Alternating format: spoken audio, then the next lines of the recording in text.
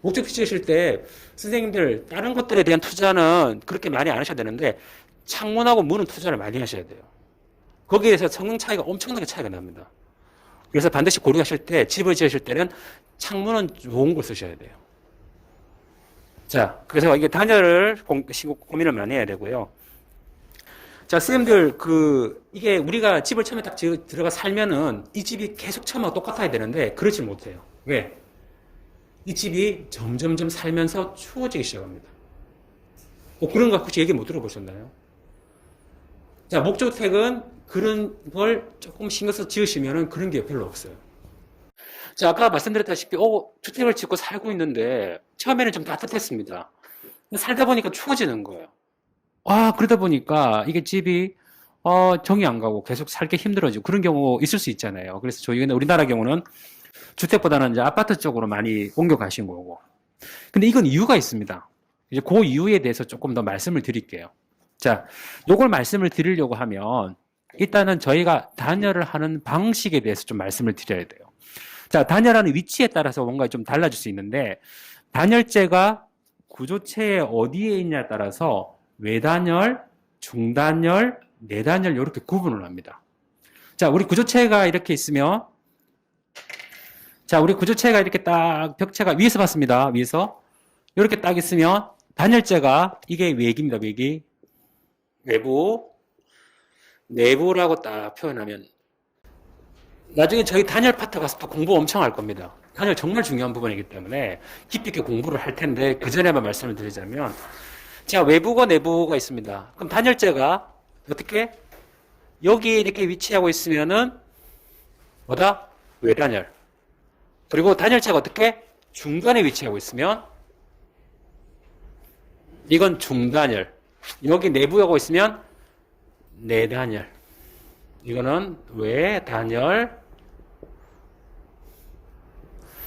중단열, 내단열. 자, 선생님들 어느 게 제일 좋을 것 같아요? 외단열, 중단열, 내단열 중에. 중단열. 선생님 미리 수업하고 오신 건가요? 왜 이렇게 정확하게 알고 있어요? 자, 단열적인 측면만 봤을 때는 제일 좋은 방법은 외단열입니다. 단열적인 측면만 봤을 때는. 처음에. 근데 외단열은 왜냐면 우리가 이불 덮어 씌우듯이 이 건물이 보통 구조체는 열이 잘 이전해요. 선생님들 콘크리트도 추운 날 만져보면 차갑죠? 철근도 만져보면 차가워요. 열이 잘 이전합니다. 옮겨다닙니다. 그래서 그 구조체를 최대한 감싸고 있는 게 단열로서는 가장 좋은 방법이에요. 그래서 원래는 외단열이 가장 좋습니다. 근데 문제는 뭐냐면 아까 말씀드렸다시피 처음엔 따뜻했어요. 근데 여기에 뭐가 들어가냐면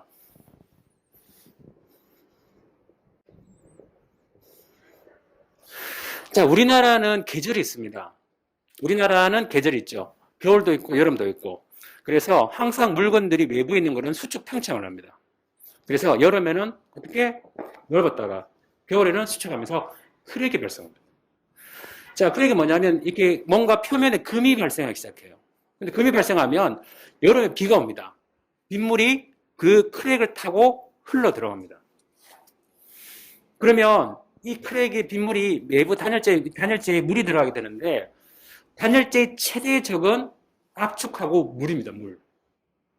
단열재에 물이 들어가는 순간에 단열 효과는 거의 없어집니다. 근데 우리나라는 외단열을 하는 순간 어떻게 된다? 처음엔 괜찮습니다. 따뜻합니다. 시간 지나면서 계절이 계속 바뀌면서 어떻게 벚꽃 축구를 병행하면서 크랙이 발생하고 틈이 발생하고 그 틈으로 어떻게 비가 가면 물이 스며 들어가죠. 물은 배출이 안 됩니다. 점점 추워지는 거예요. 그래서 외단열이 효과는 가장 뛰어나지만 유지 관리가 어렵습니다. 이거는 유지 관리를 하려고 하면 뭐 빌딩의 커튼일처럼 아예 외벽에 이 빗물이 내부로 안 들어오고 다 감싸야 되는데 그 비용이 너무 막대해요. 선생님들 아파트 보시면 아파트의 외벽 보시면은 뭔가 잘 안 막아놨죠. 그냥 시멘트에다가 페인트 칠해놨잖아요. 그렇게 하면 안 돼요 원래는. 그래서 아파트가 2, 30만 밖에 못 가는 거예요. 원래는 그 콘크리트를 보호할 수 있는 보호 역할을 할 수 있는 외벽에 뭔가가 하나 더 있어야 돼요. 그러려면 건축비가 너무너무너무 증가가 되니까 가장 값싸게 지어야 되니까 그렇게 짓는 거예요. 그래서 추운 거예요. 근데 중단열은 단열 효과는 외부보다는 조금 낮지만, 그죠? 근데 단열재를 보호할 수 있어요. 단열재가 물기가 들어가는 걸 막을 수 있습니다. 그러면 단열 효과가 오랫동안 지속이 됩니다. 자, 요걸 다른 말로 표현하면 요거는 뭐다?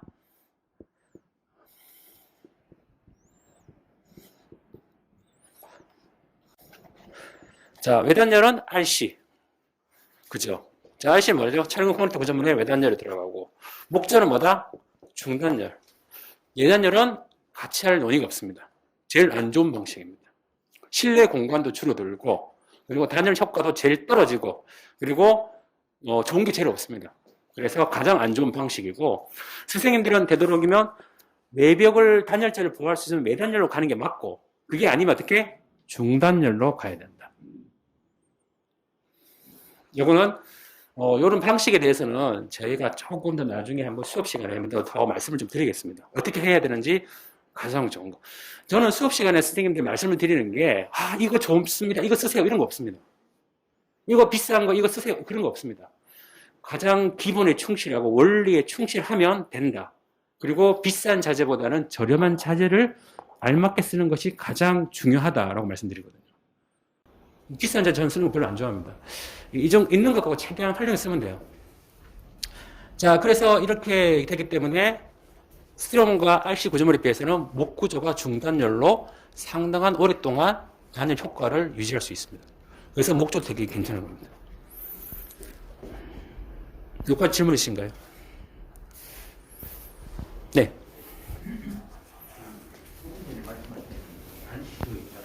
네네네.